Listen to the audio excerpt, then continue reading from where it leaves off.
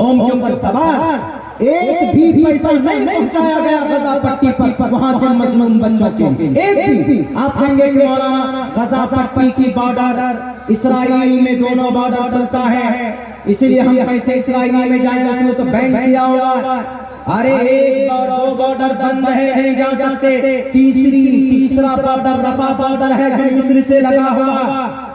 غزہ پٹی کے مسلمانوں کی، وہاں کے انسانوں کی، اور دنیا سنو، آپ اگر ایسا لگتا ہے آپ کو کہ وہاں مسلمان ہیں اسی لیے وہاں کے لیے آپ بات کرتے فلسطین کے لیے نہیں، اگر فلسطین میں غزہ پٹی پر کوئی بھی دھرم کا آدمی ہوتا، کسی بھی دھرم سے بلانگ کرنے والے ہوتے، اگر ان پر بم اور بارود برسایا جاتا تو ہم ان کی نندا کرتے، ہم ان کا وروध کرتے، اور غزہ پٹی پر مظلوموں کی مدد ایک ملک کر سکتا تھا اور بڑی تعداد میں کر سکتا تھا۔ ہے ہی کتنا بڑا غزہ پٹی کا علاقہ، 40 کلومیٹر لمبا، 12 سے 6 کلومیٹر چوڑی یہ پٹی، اس کے اندر 40 سے 45 لاکھ لوگ بستے، ان کی مدد کی جا سکتی تھی۔ اگر مصر بارڈر کھول کر اپنے اندر سمو لیتا کہ آؤ ہم تمہاری مدد کریں گے، لیکن مدد کے لیے کھڑے نہیں ہوئے، مصر نے بارڈر بند کر دیا اور کہا کہ تمہارے لیے کوئی جگہ نہیں ہے، تم جاؤ مرو۔ اب جائیں غزہ پٹی کے لوگ تو کہاں جائیں، ایک طرف سمندر ہے ریڈ سی، اس طرف جائیں تو سمندر میں مر جاتے، اور دوسری طرف ادھر سے اسرائیل ان کے اوپر بمباری کر رہا ہے، تو جائیں تو کہاں جائیں؟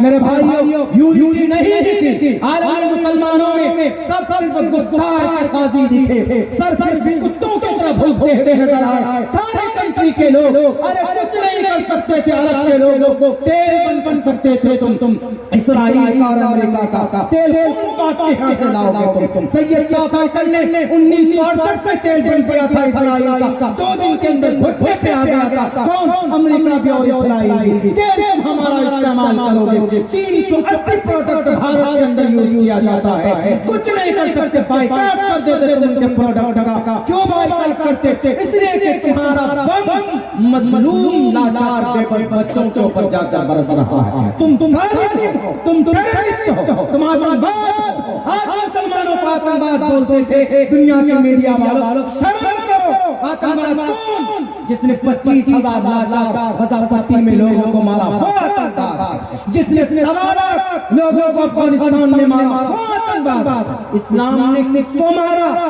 کتنوں کو مارا؟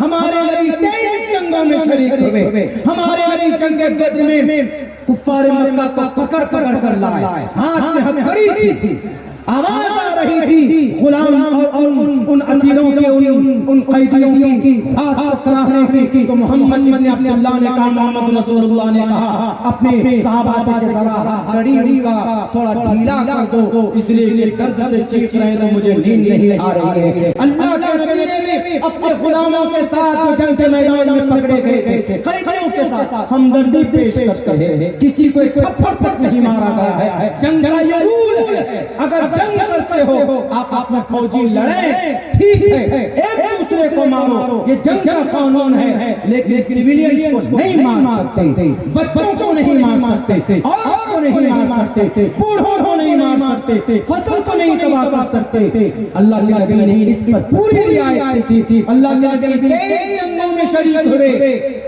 بلکہ رہی مختوم مولانا مبارک پوری ایک اہل حدیث عالم دین کی مضبوط کتاب ہے، مضبوط کتاب سیرت کے اوپر، اور رہی مختوم پڑھیے، ایوارڈڈ کتاب ہے، ایوارڈڈ کتاب ہے، اس کتاب کے اندر 27 غزوات میں محمد خود شریک ہوئے، لیکن آپ محمد رسول اللہ نے کسی بھی انسان کا، کسی بھی مشرک کا، کسی بھی اپنے جانی دشمن جو سامنے تھے ان کا بھی ایک خون تک محمد نے اپنے اللہ محمد رسول اللہ نے نہیں لایا، جنگ کا پورا لحاظ رہا۔ آج دنیا کے سامنے آ گئی کہ کون اس دنیا کے اوپر ظلم زیادتی کرنے والا ٹیررزم، لیکن ایک بات بتائیں کیوں طاقتور بن گئے یہودی؟ ایک تو تعلیم پر محنت کی، اور ہمارے سارے شہر